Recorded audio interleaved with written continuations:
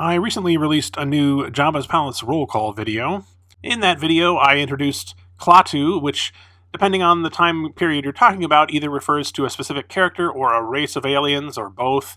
It's confusing. I encourage you to watch the whole video if you're interested, but in a nutshell, Klaatu basically refers to these guys.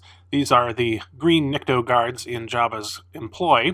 These are all background characters that only appear for a short time on screen, but Kenner did make 2 vintage action figures out of Klaatu guards, and there's been a fair amount of other merchandise throughout the years as well, so a lot of Star Wars fans are familiar with this design. At the end of that video, I mentioned that there was going to be one more Klaatu-related item released very soon, and that's what we're going to be talking about today. Concept maquettes were statues made during the production of a film, in this case Return of the Jedi, to convey a particular design for a character or an alien species to George Lucas. And basically he would look at what people had come up with and say yay or nay, or I want something changed, and so forth, and then they would literally use those maquettes to make the larger versions of the costumes as well later on during the production process. So these were extremely important parts of the creation of many of the characters that we've come to know and love as Star Wars fans. And that's why what Regal Robot is doing with their archive collection is so exciting. They've been given access to the Lucasfilm archive so that they can make high-resolution scans of these original concept maquettes and reproduce them for collectors like you and me. The maquette we're going to be talking about today was sculpted by Ken Ralston, who has had a very long and distinguished career in visual effects. You can just take a look at his IMDb page to get an idea of what I'm talking about. But like many people on Return of the Jedi, he was also asked to make some maquettes for alien designs. And one of those designs was for a Lizardman-inspired alien that would eventually become known as Klaatu. And this maquette was then used as the basis for the full-size mask that Dave Carson later sculpted for the film. So this is the actual concept maquette itself, and when I first took it out of the box, I was struck by how large it seemed. It's really got a nice size to it. I don't know if you can really tell on camera, but look at that. That's pretty impressive. It's also pretty heavy. It's got a nice wooden base, and I think it's solid resin here. Compared to some of the other ones that they've released, like this Droopy McCool one right here, it's much bigger, obviously. One thing you should know, if you are a collector of this series, of the archive collection, is that these maquettes were not made to be any particular scale. They're not meant to match up in size. In fact, they weren't ever meant to be collectibles at all. They were made to convey a design for a character or for an alien, and so the artists just used whatever seemed most comfortable to them. I was struck when I saw Klaatu here of the similarity to another one that I have done a review of in the past, though, and that is Weequay. You may recall I did a video about him as well, and I guess that should come as no surprise, because actually these were sculpted by the same person originally. Ken Ralston did both of these, and it seems as though he has a certain scale that he likes to use, and it's quite large. I would say probably even bigger than 1/4 scale, although I haven't, that's just a total guess, I don't actually know. And as I say, I don't think he was setting out to make these a particular scale, but they just happen to be kind of matching up this way. But yeah, they are pretty impressive on display, I'll have to say. The other thing I noticed was that it used quite a few different colors of paint compared to some of the other ones in the collection. For example, here we have Weequay, kind of monochromatic. A lot of them are. Droopy McCool is no exception there. Even ones like Max Rebo that use different colors, not, browns and tans and grays and things, do tend to be a little bit on the monochromatic side, whereas this one has quite a few different colors that it's used, and I think that's worth taking a look at a little bit more closely.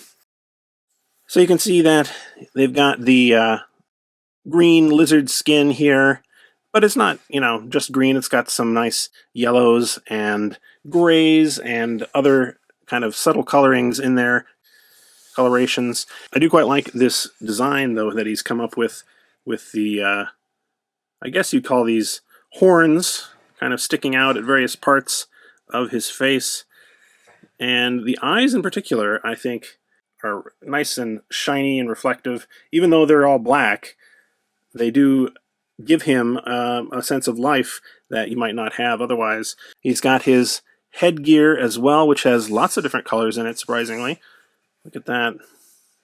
Although this is more of a, what I would say is a leather headgear, as opposed to more of a silver metallic that some of the guards ended up wearing.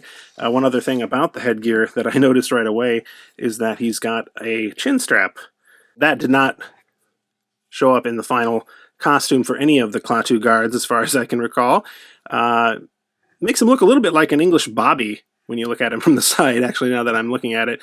But yeah, I mean, I can understand why they decided to get rid of that. It makes it look a little bit less cool if he needs a chin strap, but still a cool little detail and a cool difference between the concept maquette and the final version.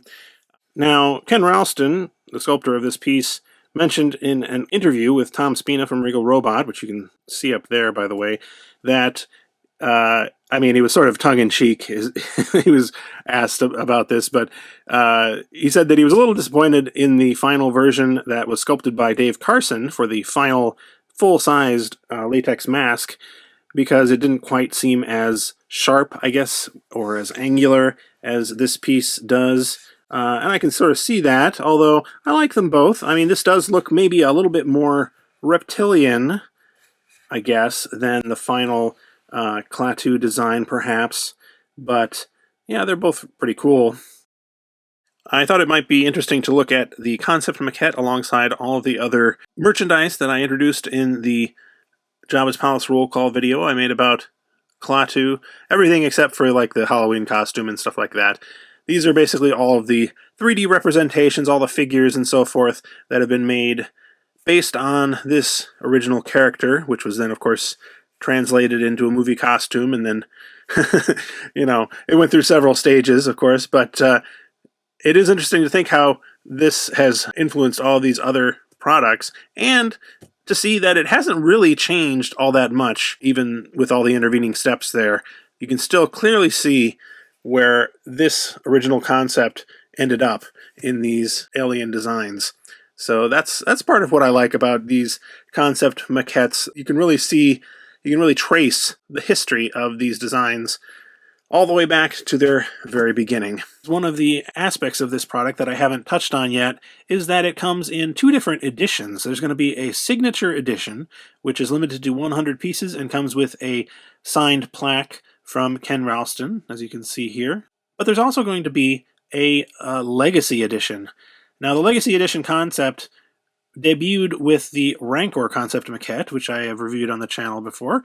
And basically what it means is that the person who was responsible originally for creating the maquette will, for the purposes of this product, make a bunch of unique sketches that will be included with each Legacy Edition maquette.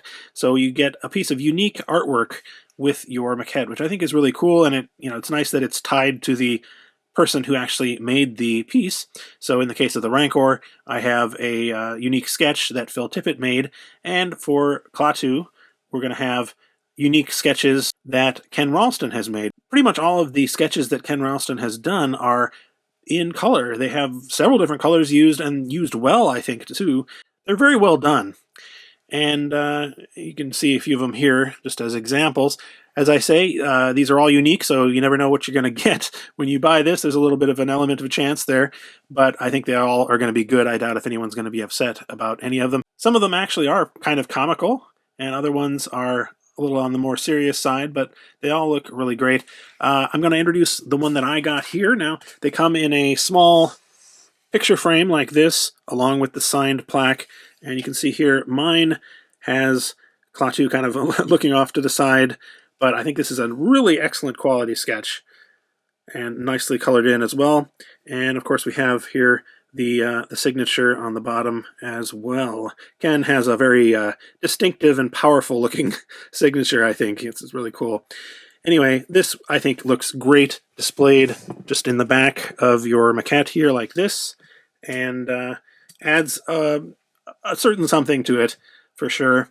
So the Signature Edition is going to be limited to 100 pieces and will cost $3.99, while the Legacy Edition is going to be limited to just 83 pieces. 83 because Return of the Jedi was released in 1983, one would assume, and it is going to be $6.99. And I would expect that to sell out very quickly, given how these things have performed in the past, and just, the very small number of them that are going to be available. So I wouldn't snooze on it if you're interested. I'm going to put a link to the product pages for these in the video description, so be sure to check that out. And that's about it for the Klaatu concept maquette. Definitely one of my favorites in the series. Thanks for watching all the way to the end of the video, and of course, my thanks also go to my patrons, including Angelica Brady and Jesper Murtu, as well as these Palace VIPs. If you'd like to support the channel for as little as $1 a month, you can click the link in the video description.